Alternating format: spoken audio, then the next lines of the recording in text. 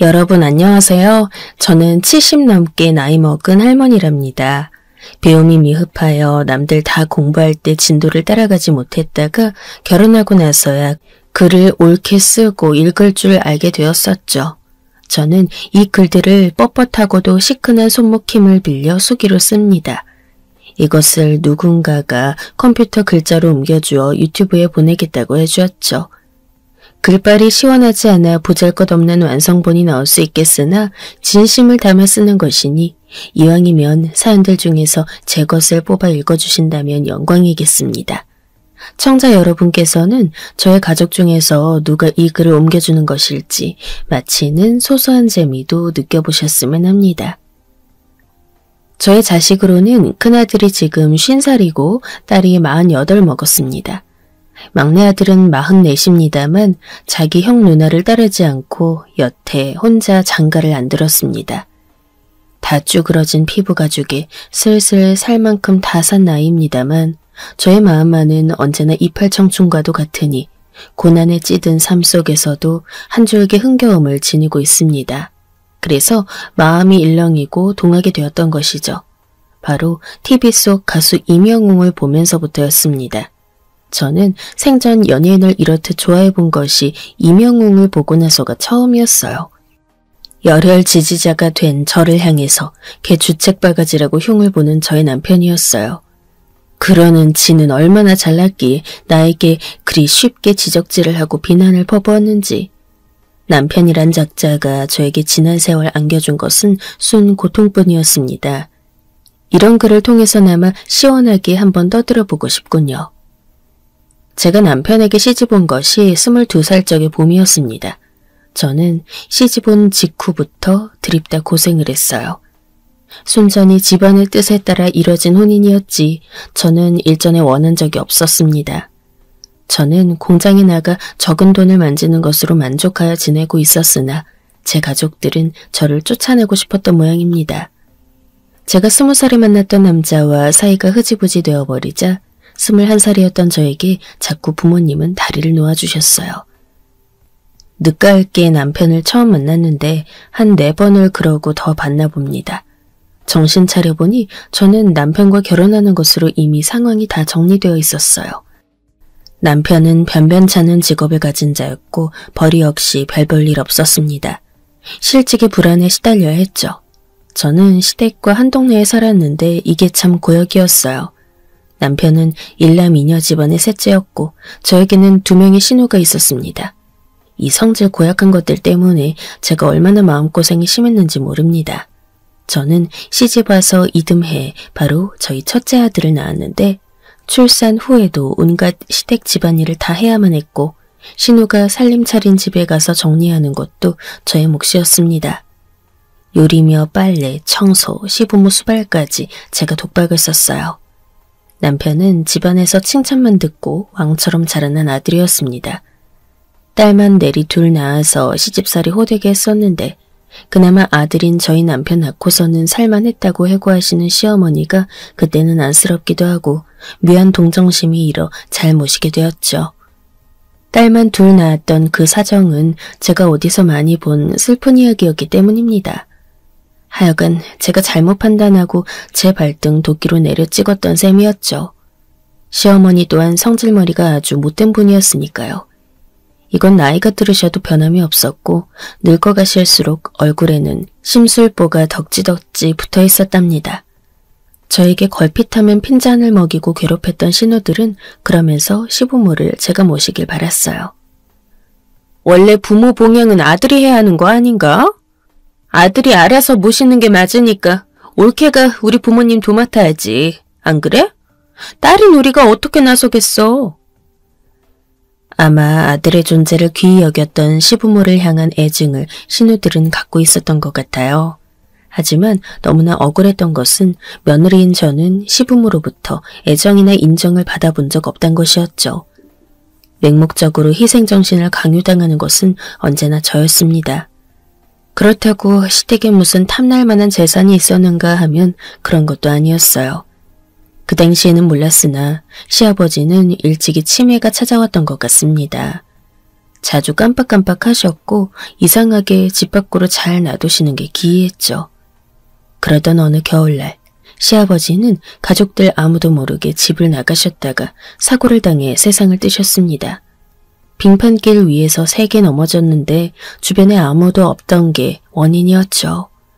넘어진 충격 때문이었는지 체온이 낮아서 그리 되셨는지 그건 정확히 모르겠습니다. 그때도 사인이라는 걸 정확히 밝히진 않았어요. 네가 잘 지켜보고 돌봐드렸어야지. 네가 정신 차리고 있었음 이 꼴 안 났다. 이게 다 너 때문이야. 며느리 잘못 들여서 저주를 받았구나. 시어머니는 제 탓을 하셨고 저를 원망하셨어요. 저주 운운하시며 저를 향해 깊은 분노를 드러내셨죠. 시아버지 그리 되셨던 날, 그 전날 저녁부터 우리 막내가 열이 났어요. 어린아이가 열이 막 나서 이마가 펄펄 끓는 듯 하니까 제가 얼마나 걱정이 많았겠습니까? 나가서 약국이라도 가보라니까는 남편은 이 시간이면 문을 다 닫았을 텐데 어딜 가서 약을 사오냐며 쓸데없는 소리 하지 말라고 제 간절한 부탁을 일축했었죠. 아이 곁을 한시도 떠날 수 없어 물수건을 든 채로 옆에 붙어 있었고 밤새 졸다 말다 반복하다 보니 아침에는 번뜩 일어나 식사를 차리는데 정신이 팔렸어요. 시아버지 생각할 겨를이 제가 어디 있었겠습니까? 그 뒤 막내 아들이 언젠가 또 아픈 적이 있었는데 제가 물수건으로 이마를 닦고 있으니 시어머니가 달려와서 그것을 빼앗았어요. 절 죽일 듯이 노려보면서 물수건을 바닥에 획 집어던지셨죠. 그 바람에 아이는 놀라서 울음이 터졌는데 시끄러워! 그 입 다물어! 시어머니는 역성을 내셨습니다. 아이가 알면 대체 뭘 한다고 그러셨을까요? 물수건 들고 아이 간호하는 꼬라지만 봐도 시아버지 허무하게 떠난 날이 떠오른다며 시어머니는 경기를 일으키듯 싫어하셨고 저를 더욱 원망하셨습니다. 시집 와서 시부모, 시누이들만 절 괴롭게 했냐 하면 애석하기도 아니었어요. 저희 남편이요. 저를 가장 못살게 군 선봉장이었습니다. 남편은 없는 형편에도 그렇게 술을 사다가 마셨습니다. 몇 없는 친구들도 전부 술 친구들이었습니다. 평소에 아주 멀쩡하다가도 술만 들어가면 천하의 개가 되었어요. 그놈의 술주정 때문에 저와 아이들은 겁에 질린 채 벌벌 떠는 것이 부지기수였습니다. 그렇다고 친정집이 저에게 기댈 수 있는 든든한 곳도 아니었죠. 결코 아니었어요. 저는 네 남매 중 둘째였습니다. 그리고 새어머니 밑에서 자라났죠. 남동생과 여동생은 새어머니가 낳은 자식들이었어요. 제 위로는 친언니가 있었고요. 저의 친모는 제가 언니에게 듣기론 시어머니와 사이가 나빴다고 합니다. 딸만 둘 줄줄이 낳아서 더욱 싸웠었다고 하고요. 정확히 어느 날에 친모가 집을 떠났는지 기억하지 못해요. 언제부턴가 새어머니란 사람이 들어와서 아버지와 살기 시작했고 동생들이 생겼습니다. 저의 언니는 저보다 결혼을 1년 더 먼저 했습니다만 언니는 일찍이 돈 벌겠다면서 이놈의 집구석에는 정을 붙일 수가 없단 말을 남기고 진작 타지로 떠났었어요. 그래서 남겨진 저는 집안에서 홀로 이방인이었죠. 참 많이도 외로운 시간들이었습니다. 집에서 가족들 안에 있지만 저는 속해 있지 않았어요. 결혼하고 나니 더욱 힘든 일들 뿐이었고 저는 한껏 지쳐만 갔습니다. 시아버지가 그리 되신 일로 심신이 한층 더 고단해졌죠. 그런데 어느 날 멀리 사는 언니로부터 연락이 있었어요. 놀랍게도 저희 친모 소식이었습니다. 암만 해도 어머니를 찾은 것 같아. 어머니를 안다는 사람이 있지 뭐니? 심장이 쿵쿵 뛰는 이야기였습니다. 오래도록 제 곁을 떠나 있었던, 그러나 원망보다는 늘 그리움이 앞섰던, 생각만으로도 그저 눈물이 나는 어머니란 존재였습니다. 언니가 어머니를 찾아가 본다기에 다음 소식을 기다렸어요. 그리고 며칠이나 지났을까요? 다시 기다리던 언니의 연락을 받았는데 지난 주말 주소지로 가보았으나 어머니를 만나지 못했다는 이야기였죠. 모처럼 시간 내서 이동하였건만 아쉽다는 언니의 말에 저는 그 주소를 물어보았습니다. 언니의 집보다는 제가 사는 곳에서 훨씬 더 가까운 동네였어요. 저는 그날 아침부터 설렜습니다. 남편이 오만상을 찌푸리며 출근하는 것을 배웅하는 일도 아름다운 일상의 한 조각으로 느껴졌어요. 아이들에게 되도록 깔끔한 옷을 찾아 입히고 버스에 올라탔습니다. 2번이나 갈아타고 나서야 도착한 동네에서 물어물어 주소지를 찾아가 보니 웬 호화로운 주택이 있는 게 아니겠어요? 제가 놀란 마음을 진정시키고 배를 눌렀습니다. 답이 없기에 대문을 쾅쾅 두드려도 봤죠. 잠시 후 문을 열고 나온 사람을 마주한 순간 저는 너무 놀라서 잡고 있던 아이의 손마저 놔버리고 말았습니다. 뭐예요? 누구신데 이러시죠? 저를 향해 묻는 중년의 여자는 분명 저의 친모였어요. 얼굴이 흐릿하게 기억이 안 나서 걱정했었는데 직접 보자마자 본능적으로 알 수 있었죠. 저예요. 저 못 알아보시겠어요? 제 말에 고개를 갸웃거리던 친모의 표정에 이내 경악이 깃들었습니다. 그러더니 그 놀란 표정을 지우려고 애를 쓰면서 헛기침을 하더군요. 누구신지 모르겠으나 번지수 잘못 찾았어요. 얼른 가세요. 엄마, 제 아이들이에요. 엄마 손자, 손녀예요. 얼굴들 한번 보세요. 저를 밀어내는 친모를 향해 저는 떼를 쓰듯 말하며 아이들을 앞으로 밀었습니다. 영문을 모른 채 앞으로 떠밀린 저희 아이들은 어리둥절해선 자꾸 저를 쳐다보았습니다. 한참 승강이가 벌어졌습니다. 저는 저를 못 알아본 척하며 인정하지 않으려는 친모에게 따지듯 물어댔고 친모는 제가 그럴수록 더욱더 잡아떼며 완강히 굴었어요. 아우, 그만해. 이쯤하고 가거라. 너 이러다 진짜 나 죽을 일이니? 나 곤란해지는 건 생각 안 해? 아휴, 날 찾아오다니 이기적인 것. 이내 친모는 한숨을 토하듯 소리를 질렀습니다. 저를 알아봤다는 것을 그렇게 확인받은 저는 씁쓸한 눈물을 속으로 삼켜야 했어요. 무서운 분위기를 느낀 아이들이 제 외투자락을 저마다 잡아오며 집으로 가자고 말했습니다. 저는 금방이라도 눈물이 떨어질 것 같은 것을 참아내며 발길을 돌렸습니다. 그때 친모는 제가 느낀 바로는 회한이라는 게 담긴 눈빛으로 아이들을 쳐다보고 있었습니다. 얼른 가! 가서 너대로 살아! 절대 다시 찾아오지 말고! 몇 걸음 걸어간 저를 금세 쫓아와 잡은 친모가 주머니를 뒤지더니 나온 돈을 저에게 다 주었습니다. 그 돈을 꼬깃 손에 쥔 저를 마지막으로 한 번 더 쳐다본 친모는 등을 돌렸고 대문 안으로 사라졌죠. 쾅 하고 크게 닫히는 소리가 저와 친모의 인연을 정리해주는 신호가 되었어요. 그 후로는 어떻게 사셨는가 또는 어떻게 돌아가셨는가 전혀 알지 못합니다. 서글픈 문전박대를 당한 제 이야기를 듣고 상심한 제 언니 또한 마찬가지로 저처럼 다시는 친모를 찾지 않았고 소식을 궁금해하지 않았기에 이제 아무도 알 길이 없는 존재가 되어버렸죠.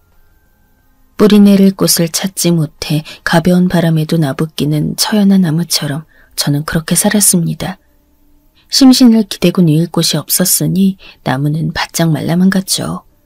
새 아이들이 있었기에 저는 지쳐 쓰러져 있을 순 없었고 언제라도 무슨 일이건 하고 있었습니다. 푼돈이라도 벌어오고자 했어요. 돈을 제대로 벌어올 줄도 그것은 조금이나마 저축하고 모을 줄도 모르는 남편이었기에 제가 그까지 돈도 벌어오지 않으면 저희 가족은 굶어 죽을 판이었죠. 저는 정말 안 해본 일이 없었어요. 가난의 굴레를 끊는다거나 벗어나고자 하는 과욕 따위는 없었어요. 그런 것은 헛된 사치였죠. 다만 가난의 굴레 속에서 비참하게 배 골아 죽지 않기만을 바라면서 살았습니다. 아둔한 엄마 밑에서 자라난 죄로 제 자식들은 참 많은 순환을 겪었어요. 날아드는 술병에 놀라 비명을 지르면 더한 광경이 펼쳐진다는 것을 습득하게 된 아이들은 슬플 만큼 집안에서의 폭력적인 환경에 초연해졌습니다. 남편의 폭주를 막는다는 것은 불가능했기에 숨죽이고 사는 편을 택했던 것이죠. 새 자식에게 너무나도 미안합니다. 무능력한 어머니, 없는 게 나은 아버지. 부모를 잘못 만나 추운 겨울날 개떨듯 떨어대며 공포 속에 살았던 아이들의 유년 시절을 생각하면 가슴이 미어집니다. 그 시절 저 또한 죽지 않으려고 갖은 애를 써가며 버텼습니다. 남편이 그나마 잠잠해지기 시작한 것은 큰아들이 성인 되고 나서부터였어요. 장성한 아들이 이제 신체적으로 자기를 이겨먹을 수 있다는 것을 인지하고 나서부터 남편이 슬쩍 꼬리를 말고는 양반 행세를 하기 시작했던 것이죠. 제가 아이들에게 미안했던 것 중 하나가 개판이라서 모두가 불편해하는 친가도 그렇지만 전혀 의지할 때가 아닌 외가였습니다. 아이들이 편하게 어울릴 친인척이 없다는 게 아쉬우면서 미안합니다. 그토록 가까이 살았지만 아이들은 모두 시어머니를 좋아하지 않았어요. 항상 다혈질 성격에 저에게 쓴소리만 하셨던 시어머니는 갑작스럽게 풍을 맞았습니다. 저희 큰아들이 군대에 가 있을 때였네요. 그게 천벌이었을까요? 그런데 그러면 뭘 하나요? 돌보아야 하는 것은 또 제 몫이었는걸요. 너무나 당연하게 저한테 순서가 오더군요. 신우들이 능청스레 그 순서를 넘겼기 때문입니다. 제가 고생하는 것을 보고 저희 딸은 너무나 마음 아파했어요. 그리고 막내 아들은 화를 냈습니다. 왜 엄마가 돌봐야 해? 이해가 안 가. 진짜 지긋지긋하다고. 그냥 할머니 빨리 가셨으면 좋겠다. 엄마를 힘들게만 하잖아. 그리고 아무도 안 도와주잖아. 나는 할머니가 그냥 빨리 가버리셨으면 좋겠어. 오죽하면 저희 아들 입에서 그런 소리가 다 나왔을까요? 저는 그 와중에도 제가 다 죄인이라 아들로 하여금 그런 말까지 하게 했구나 싶어 죄책감이 들었습니다. 끝까지 심보 고약하게 쓰셨던 시어머니는 막내 아들과의 바람과는 달리 몇 해를 더 살다가 가셨어요. 그래도 천수를 누리시진 않아 다행이네요. 아니었다면 제가 이날 이때까지 시어머니 돌보고 있었으려나요? 생각만 해도 오싹해집니다. 시어머니 돌아가시고 나서부터 남편은 웬 헛소리를 해대기 시작했어요. 내가 암만 생각해봐도 말이야. 이 여편네 하나 때문에 아버지 어머니가 전부 허망하게 가신 것 같단 말이지. 의심스러워. 어머니 말대로 진짜 저주라도 내린 거 아니야? 귀찮은 노인네들 빨리 꺼지랍시고 이 여편네가 저주라도 퍼부은 거 아니냐고. 온갖 구박을 받으며 희생했건만 돌아온 건 이따위 취급이었죠. 남편의 망발에 분노한 것은 비단 당사자인 저뿐만이 아니었습니다. 가족들과 제 주위의 몇 안 되는 지인들은 이제 저보고 남편과 당장 이혼하라고 성화했어요. 남편이 별 거지 같은 사람이고 시댁이 쓰레기 같은 집안인 것을 다들 너무나 잘 알고 있었기 때문입니다. 저에게 남편과의 부부애가 있었냐고 하면 잘 모르겠네요. 그저 부부로 묶여서 살아야 하는 상황이고 주어진 조건이었으니까 그렇게 살아오다 보니 세월이 지났을 뿐입니다. 그런데 이혼을 생각하자면 덜컥 겁부터 났던 것 같아요. 제가 할 줄 아는 것이라곤 가사노동, 닥치는 대로 푼일이나마 해서 푼돈이라도 벌어오는 것. 애들 뒷바라지하고 남편 밥 차려주는 것들이 남아있었어요. 저에게는 소위 자립심이나 독립의 욕구가 없었고 재산이라 부를 것이 마땅히 존재하지 않았으니 이혼해봤자 돌아오는 이득이 확실하지 않다는 생각만 했던 듯 싶습니다. 이혼이라는 개념을 너무 어렵게 돌려 받아들였던 것이죠. 저는 겨우 그 정도 그릇이었던 셈이네요. 그렇게 또 답답하게 하루하루 살다 보니 애들이 다 커서 결혼한다 그러고 그러다 보니 계속 살게 되었습니다. 시간이 다시 속절없이 흘러갔죠. 첫째 장남 아들은 지방에 내려가서 살더니 결혼해서도 그쪽에 정착하여 살았습니다. 포항에서만 오래 살다가 작년에 울산으로 이사를 갔어요. 다시 올라와서 살 생각은 전혀 없다네요. 첫째인 탓에 지 아버지 유독 못났던 시절의 모습들을 남매 중 가장 많이 봤고 또 기억을 합니다. 그래서 한 번도 첫째와 남편은 사이가 살가웠던 적이 없었어요. 저와는 문제없이 잘 지내왔다고 전 그렇게 생각하는데 한번 분위기가 안 좋게 되었던 적은 있습니다. 저 환갑 때였는데요. 좋은 날이었는데 눈치 없이 남편이 웬일로 술에 또 취해서 오만 깽판을 다 쳐놨어요. 나 환갑 때보다 다들 엄청 신경들 쓴 티가 나는구만. 누구는 환갑 밥상이고 누구는 아주 환갑 대잔치야. 에라 이 망할 것들. 다 나가 뒤져버려. 환갑은 무슨 환갑을 축하한답시고 모였어? 남편 때문에 난리도 아니었는데요. 화가 난 첫째가 저를 따로 불러다가 그랬어요. 이젠 정말 갈라서실 때도 되지 않았어요? 대체 언제까지 이러고 사실 거예요? 돌아가실 때까지요? 아니면 뭐 아버지 먼저 돌아가시기만을 기다리시게요? 진짜 보는 사람 답답해서 미치겠다고요. 너도 왜 이러니? 네 아버지 오늘 약주가 과해서 그러는 거야. 조금 있으면 제풀에 지쳐서 잠잠해질 테니 한번 봐라.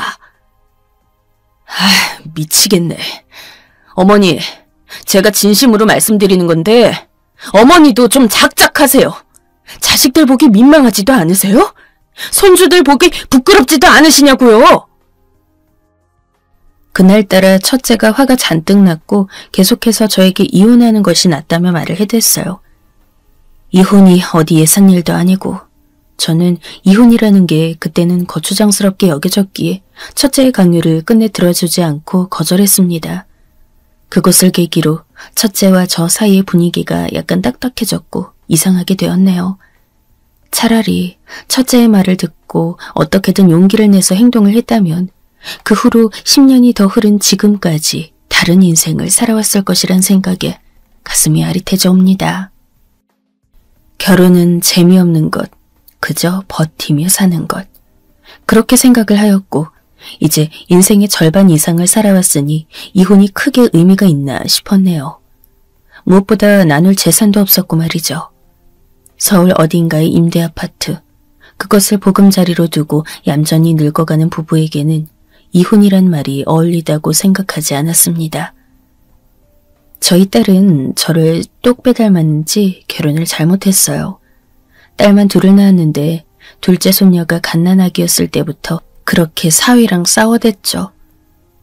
딸은 부천에 살아서 저희 집과 거리가 가장 가깝기 때문에 사정을 잘 들여다보고 있는 편이었습니다.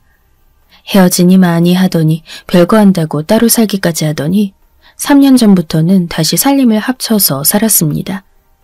다행이라 해야 할지 제가 무언가 첨언할 자격은 안 되는 것 같네요. 형편이 늘 마땅하지는 않았어요.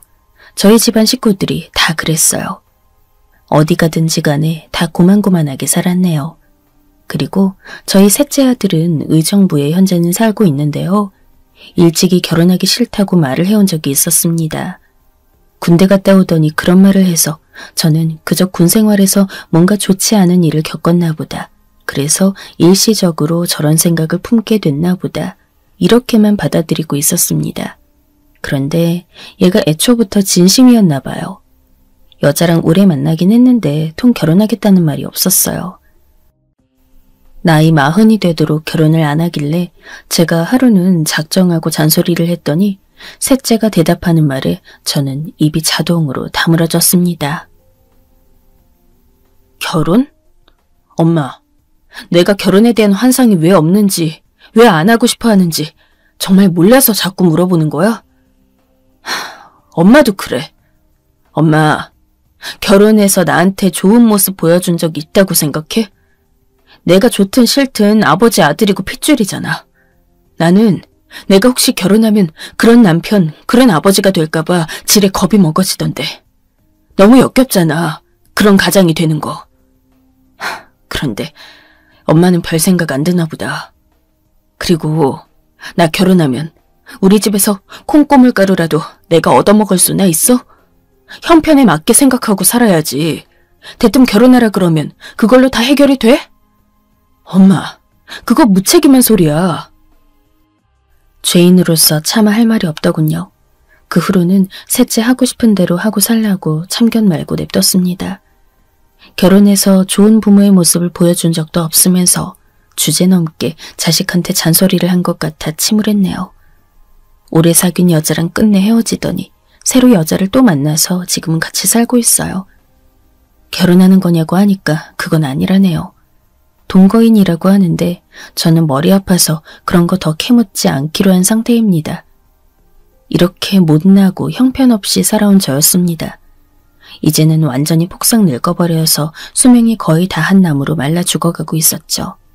그런데 바로 그런 저에게 내린 물줄기가 있었으니 그것은 생명수와도 같았습니다. 아주 촉촉하게 가뭄 가운데 맞이한 단비처럼 저의 마음을 적시는 목소리였어요. 트로트 가수 이명웅이었죠. 처음에는 이명웅이라는 청년이 존재한다는 것을 몰랐는데 하도 트로트 경연 프로가 TV 채널에서 인기를 끌고 있다기에 유행한다는 것을 저도 한번 시청해 보았어요.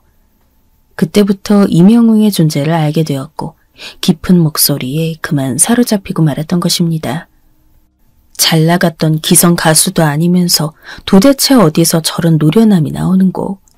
볼수록 들을수록 기가 막힐 노릇이었죠. 노래 부르는 순간에서 나오는 그 처연한 표정, 자세는 바르고 곧은데 무대를 휘어잡는 솜씨는 능청맞고도 구수하였습니다. 식당에서 밥을 배부르게 먹고 나올 때 계산대에서 마주하여 집어든 누룽지만 사탕과도 같았다고나 할까요? 어쩜 세상에 저런 인재가 다 있을까. 저는 어느 순간에고 상관없이 이명웅이 TV에 나오고 있으면 집중하게 되었어요. 보면 빠져들었고 감탄사가 절로 나왔어요. 거참, 노래 불러 제끼는 건 왜 자꾸 일부러 찾아서 들어? 정신사납지도 않어? 듣기에 좋기만 한데요. 하기는 정신이 빠져있으니 정신이 사납고 말고 할 것도 못 느끼는구만. 제대로 노망난 유편네 같으니 통 쓸모가 없어. 제가 트로트 프로에 빠져들어 재방송마저 간절하게 시청했더니 어느새 남편의 비난이 시작되었습니다. 노래만 듣고 헬렐레 하는 꼬라지가 대가리가 빈 것 같다고 저를 두고 비웃는 소리에 울컥하기도 했는데 그러면서 남편을 향해 약간의 반항심이 일어나게 되었던 것 같아요. 남편에게 대들 심산이 생겼다는 것 자체가 이명웅이 노래하는 것을 보고 나서부터 저란 사람의 생기, 활력 같은 것이 생겼다는 의미처럼 느껴졌어요. 여타 트로트 가수들도 멋지고 다 좋았지만 이명웅은 남달랐습니다. 결국 우승까지 거머쥐는 걸 보고 너무나 감격스러웠죠. 예, 당연한 것이었습니다. 어디 이견이 존재할 수 있겠나요? 그리고 그 이후의 행보가 이명웅은 더욱 놀라웠습니다. 완전히 아무도 부정할 수 없는 스타가 되었어요. 역시나 사람들의 눈은 다 똑같다는 것을 느꼈습니다. 당연했죠. 그런 보석이 반짝반짝 빛이 났는데 눈이 부셔서 못 볼지언정 발견을 못하는 것은 말이 안 되는 일이었으니까요. 또한 사람이라면 응당 보석에 이끌리기 마련입니다. 그러니 인기가 치솟는 게 마땅했어요. 드라마나 찾아볼 줄 알았던 저는 이명웅을 발견한 이후에 예능에도 재미를 붙였습니다. 이명웅이 트로트 가수들과 함께 예능에 늘 나왔는데 보면 어찌나 재밌는지 시간이 가는 줄을 몰랐어요. 저는 트로트를 콧노래로 흥얼거리는 사람이 되었죠. 제 일상에 활력소가 생긴 것이었어요. 언제 한번 저희 딸과 이런저런 대화를 나누다 트로트며 이명웅 얘기가 나왔습니다. 저는 열혈 팬임을 숨기고 너스레를 처음엔 떨어봤어요. 나도 이명웅이 누군지 봐서 잘 알지. 노래를 기깔나게 잘하고 생긴 것도 반듯하니 임을 훤칠하더만. 엄마, 걔가 요즘 아주 난리도 아니에요. 대한민국 인기 최고 연예인이던데? 그런데 딸이 대뜸 그렇게 말해주니까 심장이 뛰고 이명웅이 자랑스럽고 내 손자도 아닌데 기특하고 신기하고 별 희한한 감정이 다 들었습니다. 광고에도 얼굴을 종종 비추니까 제가 TV 틀어놓는 맛이 아주 났죠. 제가 나중에 딸한테 솔직하게 이명웅 찾아보는 낙으로 산다고 그랬더니 막 웃었어요. 그러더만 다음번에 저희 집 올 때 자기 딸이랑 같이 왔어요. 딸은 자식이 딸만 둘인데 큰 손녀는 취직을 했고 작은 손녀는 대학 다니고 있습니다. 이날은 작은 손녀랑 같이 왔어요. 남편이 집 앞에 담배 피고 노가리 까러 간 사이 저희 셋이서 시간을 보냈는데요. 글쎄 저의 작은 손녀가 저한테 핸드폰 작동하는 것을 새로이 다 알려주었습니다. 제가 잊어버릴까봐 메모지에 순서도 크게 필기를 해주었고요. 그 덕분에 제가 유튜브를 제대로 알게 되어 발을 들이게 된 것입니다. 아니, 그 전에야 핸드폰 안에 이런 기능이 들어있다는 것만 알고 있었죠. 영 써먹을 생각조차 안 해봤고요. 그런데 이제 자의로 써먹을 줄 알게 된 것이었어요. 그러다가 나중에는 제가 유튜브로 사연 듣는 것도 알게 됐고요. 아이고, 완전히 새로운 세상이었습니다. 시간을 재미나고 유용하게 보낼 것들이 유튜브에는 널려 있었어요. 이게 전부 다 거슬러 올라가 보면 이명웅 덕분이었습니다. 자식들에게 해준 것이 없어 저는 애들한테 효도하란 소리, 효도 바란다는 소리 한 번도 입에서 뱉어본 적 없이 살아왔고 남편한테 내도록 시달리며 힘들게 살아왔는데 이 바로 이명웅이란 가수의 존재는 저에게 조건 없이 기쁨만을 주었어요. 아무 걱정 없이 빠져들 수 있는 놀라운 존재였습니다. 유튜브를 작동할 수 있게 된 저는 이제 이명웅의 소식을 저의 손으로 직접 언제든지 찾아볼 수 있게 되었죠. 그러면서 더욱 놀라게 되었던 것이에요. 아니 세상에 앳된 얼굴의 어린 학생부터 허리 꼬부랑거리는 할머니까지 이명웅의 팬들이란 사람들은 그 연령대가 너무나 다양했습니다. 저는 거듭 놀라면서도 묘한 동질감을 느꼈어요. 이것은 제가 생전 처음 느껴보는 소속감 비슷한 것이었죠. 삶의 애환이 담긴 이명웅의 목소리에 삶의 위로를 받아간다는 어느 감상평을 발견한 날에는 제가 그만 무릎을 탁 쳤습니다. 제가 바로 이런 느낌을 이명웅에게서 받고 있었으니까요. 이걸 뭐라고 할까요? 정말이지 가수 이명웅에게는 남들에게는 없는 듣는 사람에게 깊은 위로를 전달하는 힘이 있었습니다. 외모 번듯한 젊은 청년이 어쩌면 그리 호소력 짙은 감성을 낼 수 있는지 신기할 따름이었어요. 그런데 이렇게 잘났건만 아직 장가를 안 들었고 만나는 여자까지 없다기에 놀라웠네요. 오메, 신경이 쓰이면서 오지랖이 들었죠. 제발 날티 풍기는 여자 말고 참하고 어여쁜 여자랑 만나 결혼 생활 해야 할 텐데 참 걱정이 들었어요. 제가 이명웅의 모든 귀추를 지켜보면서 매일 관심을 두자 남편은 그런 저를 두고 징그럽다며 욕을 했습니다. 또! 웃기고 자빠졌네. 그놈은 왜 자꾸 들여다보고 있어? 쭈글탱이 할망구 주제 젊은 놈한테 덤벼들어 뭐라고 해보려고? 그렇게 말하지 말아요, 당신. 나는 순수하게 응원하고자 하는 마음뿐이니까. 어라? 이게 어디서 또 할망구가 소리를 빽내 지르고 그래? 정신머리가 갈수록 완전 미쳐 돌아가는구만. 거의 치매야, 이거.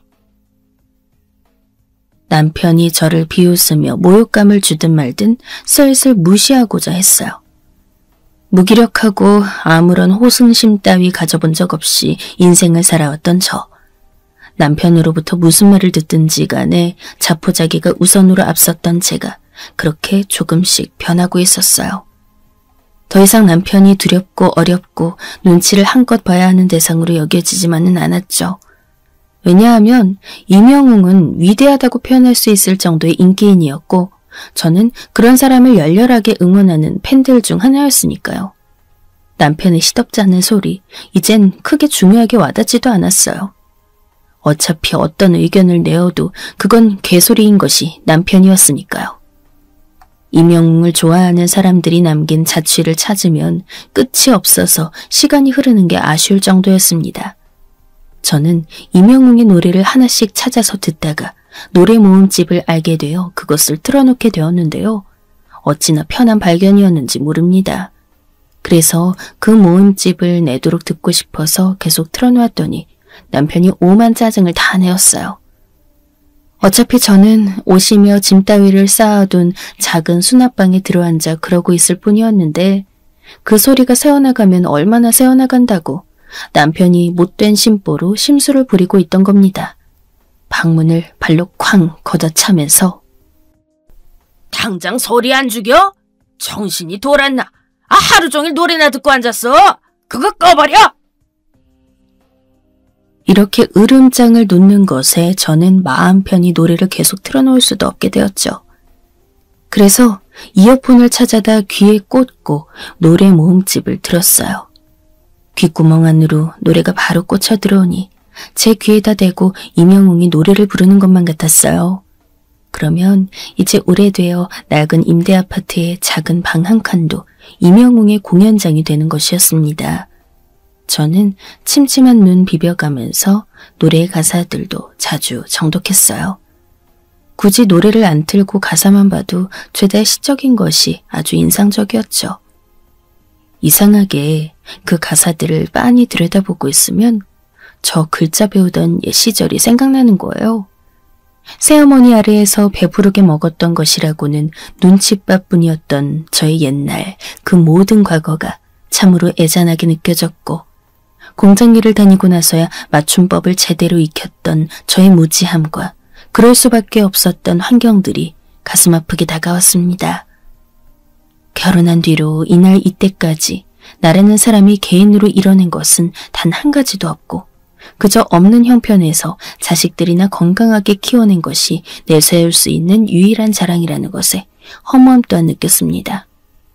나이가 이렇게 들어버렸는데 이제 젊음은 다 저물었고 죽을 날에 무서우리만치 가까워지며 살아가고 있는 늙은이일 뿐인데 왜 지금 와서야 청춘을 아쉬워하고 회고에 잠겨있는 것인가. 그것이 비통했어요. 비록 저의 육신은 노쇠하였으나 제 마음만은 임영웅 공연장으로 뛰어가 즐거이 노래를 감상하며 때로는 설레하고 때로는 구슬퍼하는 28 청춘의 관객이었습니다. 그러다 어느 오후날이었는데 남편이 고래고래 소리를 지르고 오만 패악을 다 부렸습니다. 야, 이 여편네야! 다 늙어 빠진 할망구야! 내 말 안 들려, 어? 일어나 튀어나와서 밥 차리라고 내가 몇 번을 말하게 하는 거야! 방 안으로 쳐들어와 남편이 역성내는 것에 저는 그제야 정신이 버뜩 들었죠. 이어폰을 양 귓구멍에 끼고서는 임영웅 무대를 시청하고 있었던 저는 남편이 밥상 차리라는 말을 들었지만 지금 이 무대까지만 보고 일어나야겠다고 생각했어요. 그랬다가 깜빡하고 그대로 다음 무대, 또 다음 무대까지 연달아 보고만 것입니다. 남편이 밖에서 짜증난 채로 소리를 질렀는데 제가 이어폰을 꽂고 있어서 얼른 못 들었더니 방 안으로 발을 쿵쿵거리며 난입했던 것이죠. 저도 몰입하며 무대를 시청하던 것에 방해를 받아 짜증이 났으나 제대로 화가 난 남편 앞에서는 어쩔 수가 없었습니다. 화면을 끄고 이어폰을 귓구멍에 빼어냈지요. 그래도 왠지 한마디는 쏘아주고 싶었습니다. 아니, 그러게요. 그렇게 배가 고프거든 밥통에 밥 들어있으니까 그거 알아서 퍼다 먹으면 될 거 아니에요? 나름 남편의 눈을 째려보면서 제가 그랬어요. 분노에 찬 남편의 눈빛을 보니 심장이 덜렁거리며 무섭기도 했지만 속으로 한편으로는 희열이 들기도 했네요. 이거 진짜 노망이 들었구만. 완전 돌았네 이거. 어? 그 이명웅인가 하는 그놈 그거를 아주 목 빼고 쳐다보더니 정신머리가 마탱이가 가버렸네. 이젠 지 서방님 알길 무슨 개똥밭에 개똥이라 생각하곤 말대꾸를 다짓거리네. 왜요?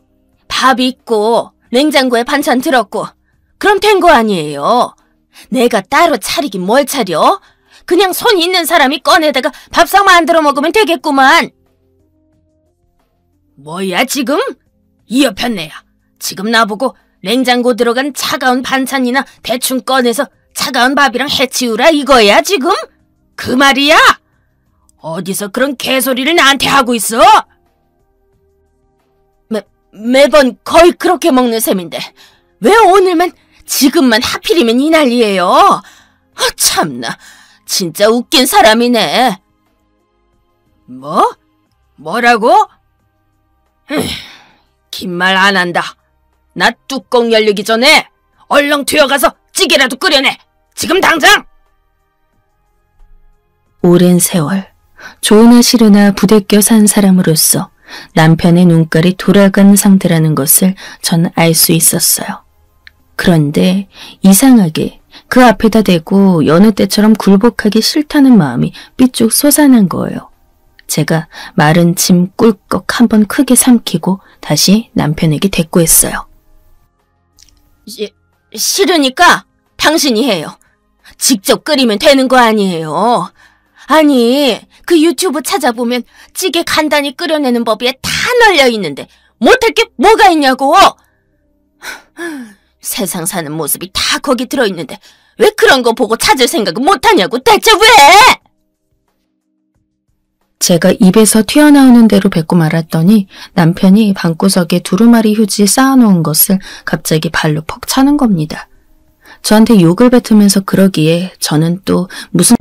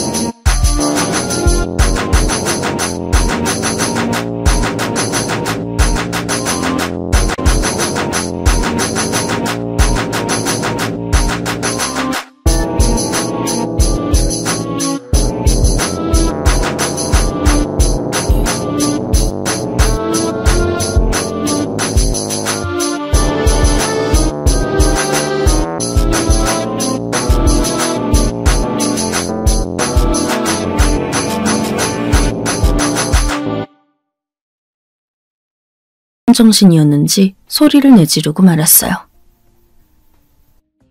그래, 평생을 그리 살았는데 뭘 바라고 뭘 기대하겠어. 그러다 그냥 뒤지셔. 아무것도 모르고 아무것도 깨우치지 못한 채로 그냥 바보 천치인 채로 죽으시라고. 그게 내 한을 조금이나마 지우는 길이 될 테니까. 남편은 바로 발광했어요. 좁은 방 안에 손에 잡히고 발에 차이는 모든 것들을 집어던지고 발로 차기 시작했습니다. 그 와중에 남편이 제 핸드폰을 어쩌기라도 할까봐 품 안에 숨긴 채로 떨면서 가만히 서 있었어요. 잠시 후 발광하는 것을 멈춘 남편이 무섭게 풀린 눈으로 저를 째려보면서 방문을 손짓했습니다. 나가서 밥 차리라는 신호였죠. 저는 종종걸음으로 남편을 스쳐 지나가 얼른 부엌으로 향했어요. 냉장고를 열어보니 사다 놓은 두부가 먼저 눈에 들어와서 그걸 넣고 된장찌개를 끓여냈어요. 밥은 전자레인지에 데우고 냉장고에서 꺼낸 반찬들은 다른 식기들에 정갈하게 꺼내놓았고요. 다급하게 한 상 차려내고서는 큰 방에 들어가 앉아있는 남편을 조심스레 불렀습니다. 밥상 앞에 앉은 남편을 지켜보면서 눈치를 살피고 있는데 수저를 든 남편이 문득 그런 저를 발견하고는 눈을 치켜 뜨는 겁니다. 분위기가 또 심상치 않기에 왜 저러나 싶어서 저도 보고 있는데 나가! 이 집에서 나가! 아니, 당신 갑자기 그게 무슨... 나가라고! 꼴도 보기 싫으니까. 가서 이명웅이랑 살림 차리고 살든지 객사를 해버리든지 알아서 해! 내가 지금 나가면...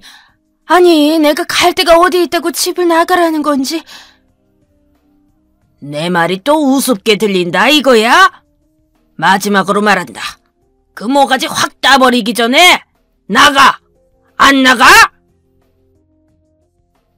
살기가 어려서는 소리를 지르기에 저는 무서워서 알겠다고 대답하며 고개를 끄덕이고 말았습니다. 얼른 방으로 들어가 겉옷을 챙겨 입고 손가방에다 지갑이랑 핸드폰 같은 걸 집어넣으려니까 제 신세가 너무나 처량하게 느껴졌어요. 나는 이렇게 끝까지 불쌍한 인생만 살다가 떠나려나 보다 싶어져서 눈물이 나올 것만 같았어요. 저 나가는데도 남편은 제 쪽은 쳐다도 안 보고 밥 한 술, 찌개 한 술 뜨고 있더라고요.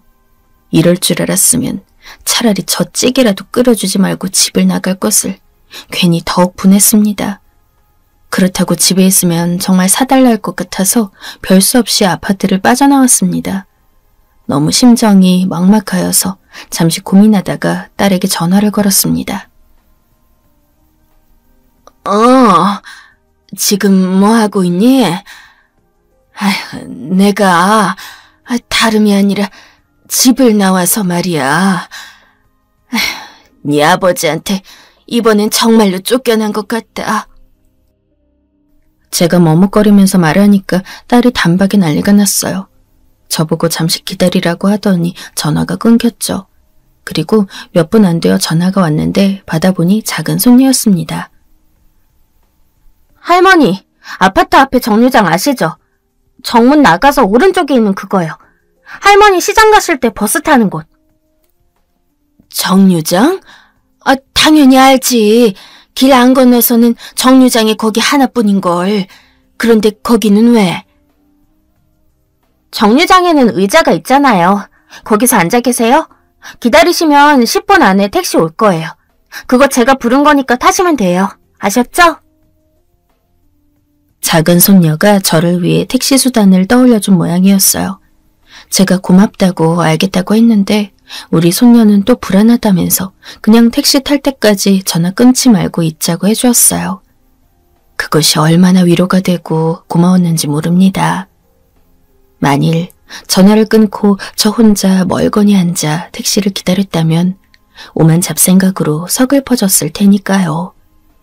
작은 손녀의 말대로 곧 택시가 와서 빵빵거리며 저를 아는 채 하였고 저는 그 택시를 탈 수 있었습니다. 제가 눈가를 온통 적시고 있으니까 저를 돌아보던 택시기사님이 놀라서 무슨 일 있으시냐고 물어보더군요. 저는 아무 말 않고 작은 손녀가 핸드폰을 기사님한테 넘겨달라 그래서 그렇게 했습니다. 영특한 작은 손녀가 기사님에게 행선지 설명을 잘 해주었나 봐요. 도착해보니 딸의 집이었는데 코앞까지 택시가 아주 정확하게 도착했습니다. 딸이랑 작은 손녀가 마중을 나와 있었어요. 오래간만에 딸이 사는 곳을 와보게 되었는데 이런 식이 돼서 어찌나 면목이 없던지요. 부끄럽기 짝이 없었죠. 따뜻한 집 안에 들어가니 긴장이 조금 풀리면서 동시에 입에서 말이 술술 나갔습니다. 저는 이게 다 저의 잘못이고 불찰이라고 정리를 했는데 그 말을 듣자 바로 딸이 화를 냈어요. 엄마, 미친 거야? 대체 엄마가 왜 잘못인데? 뭘 잘못했는데? 적적해서 노래 좀 듣고 재미나게 공연 찾아보겠다는데 그게 왜 잘못이라고 할 정도냐고. 엄마도 정신 차려. 하나도 잘못한 거 없으면서 빌빌대는 거 우리도 정말 지겨우니까. 아니, 나는 내가 애초에 안 그랬으면 이럴 일도 없었을 테니까 그러지. 원래 그런 인간인 거 뻔히 알면서도 내가 기어올랐으니 이렇게 된 게 아닌가 싶네. 그만해, 그만. 차라리 잘 됐어. 엄마, 이참에 아버지랑은 어떻게든 정리하셔. 언제까지 그러고 사실 거야. 다 늙어서 그러면 주책이지 뭐. 아유, 그냥 두어라. 내 주제에 별 수 있겠니? 그 소리 20년 전에도 들었고 10년 전에도 들었어. 그리고 지금 또 듣는 거야. 그러면 다음은 뭐야? 엄마 팔순 때 또 그 말씀 하시게? 얼마나 더 사실 줄 알고 그렇게 속담을 하냐고. 남은 인생 단 1년이라도 후련하게 사시고픈 그런 생각은 안 드셔, 엄마? 딸의 일리 넘치는 말을 듣다 보니 자연스레 깨달아지는 것이 있었습니다. 진정한 자유. 아무런 구속이나 방해도 없이 저 혼자 온전하게 누리는 일상에 대한 바람이 밀려들었습니다. 가수 좀 좋아하고 노래 좀 듣겠다는데 그것조차 이해받을 수 없다면 이게 무슨 비참한 생활인가 싶어졌어요. 평생 쭈글대면서 살아왔는데 마지막까지 그렇게 살기는 저도 솔직하게 싫었습니다. 오죽하면 저와 대면대면한 사위도 저보고 이제 두 분 그만 같이 사시라면서 그런 말을 먼저 해주더라고요.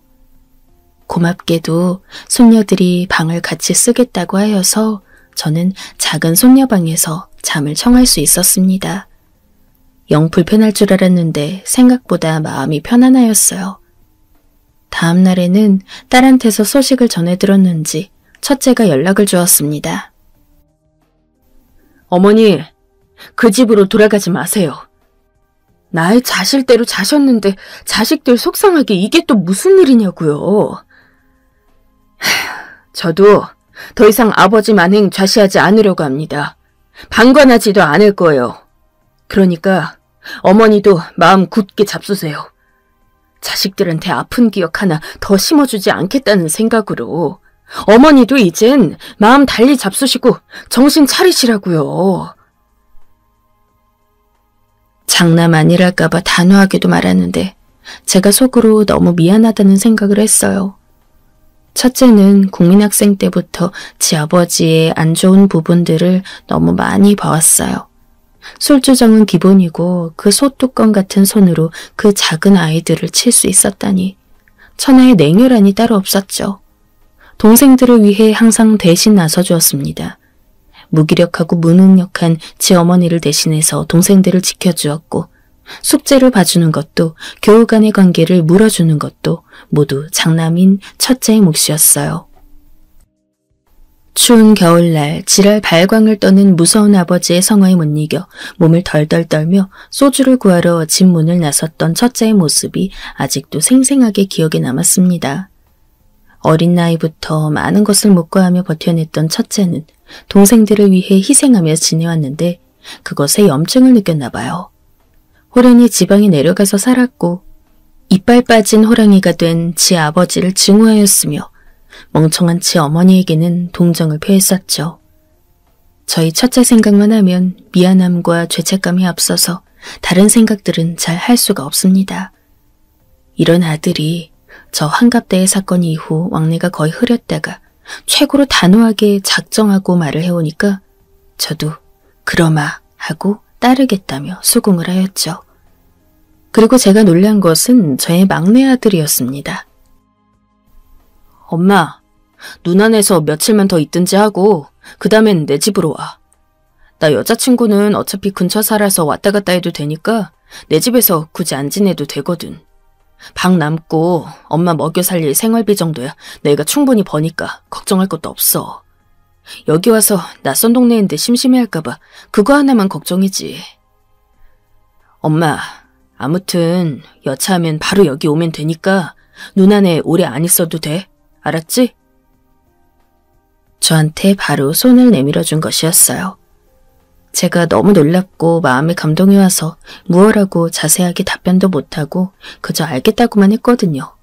그랬더니 속에 걸렸는지 막내가 몇 시간 후에 또 연락이 와서는 자기 수중에 돈 여유로우니까 걱정 말고 오라면서 또 강조를 해주었어요.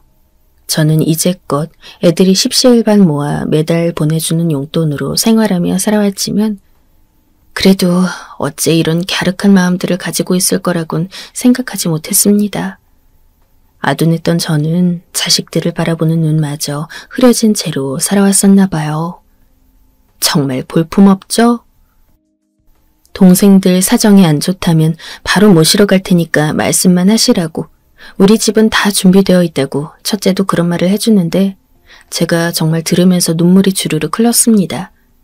착하기 이를 데 없는 손녀들, 집도 크지 않건만 갑자기 하루아침에 들이닥친 외할머니의 존재가 불편하지도 않은지 늘상 웃음을 짓고 있어요. TV에서 이명웅 나온 거 찾는 법도 알려주면서 저를 아주 재미나게 만들어주려고 애도 쓰고요. 누가 이렇게 예쁜 이들을 키워낸 것인지 옛날에 부부간의 불화를 그렇게나 겪었으면서 자식 교육은 기똥차게 자르는 저희 딸이 대견했습니다. 엄마 이제 나와 계시니까 그 집에 지원 끊기는 거 알지? 이제 아버지란 사람한테 가는 돈은 없어. 지금까지 우리 남매도 다 엄마 위해서 엄마만 보고 용돈 맞춰서 보내드렸던 거야. 우리 지금 다 작정했어. 그 노인네 굶어 죽든지 말든지. 어차피 곧 백기 들게 되어 있는데 그때 아주 제대로 한 방 먹여드려야지. 절대 안 봐줄 거야. 이건 엄마만의 문제가 아니야. 우리 남매가 평생 기다려온 정면 승부라고. 이런 기회가 마련된 김에 끝장을 본다는 각오로 복수열전 통쾌하게 해버려야겠어. 저에게 말하는 딸의 눈빛이 전에 없이 의욕으로 빛이 나더라고요. 나이 지긋하게 들어선 이명욱에게 빠지는 바람에 웬 호승심이 일어났는데 그것 때문에 또 남편한테 제대로 소박 맞고 쫓겨나서는 하나같이 전부 제 편을 들어주는 자식들의 진심을 이제야 오롯이 마주하게 되었으니 많은 생각이 들게 하는 일이 아닐 수 없습니다. 가장 중요한 것은 이제서야 제가 저의 못남과 늙음을 핑계삼아 무력하게 숨지 않고 변화를 맞이할 생각을 하게 되었다는 것이죠. 예전 같았으면 이런 상황에서 남편의 연락을 받았다면 고민하다가 집구석으로 기어 들어갔을 것만 같은데요. 지금은 남편이 핸드폰 불나게 연락해오는 걸 보면 그저 깔깔 웃음이 나옵니다. 고작 이런 변화 한 번에도 인생이 신명나게 느껴지는데 진작 이렇게 살 것을. 아쉽다가도 딸의 말 맞다나 이제라도 마음을 고쳐먹게 된 것에 오히려 감사하고 행복해하는 것이 남은 날 사는데 도움이 될 것 같네요. 세 남매가 지금 똘똘 뭉쳐서 어린 시절 때 마냥 우애를 발휘하고 있어요. 옛날과는 다른 점이라면 아버지에게 맞설 능력이 있다는 것이겠죠. 저를 위해 그 능력 쓰겠다는 자식들에게 그저 고마울 따름입니다.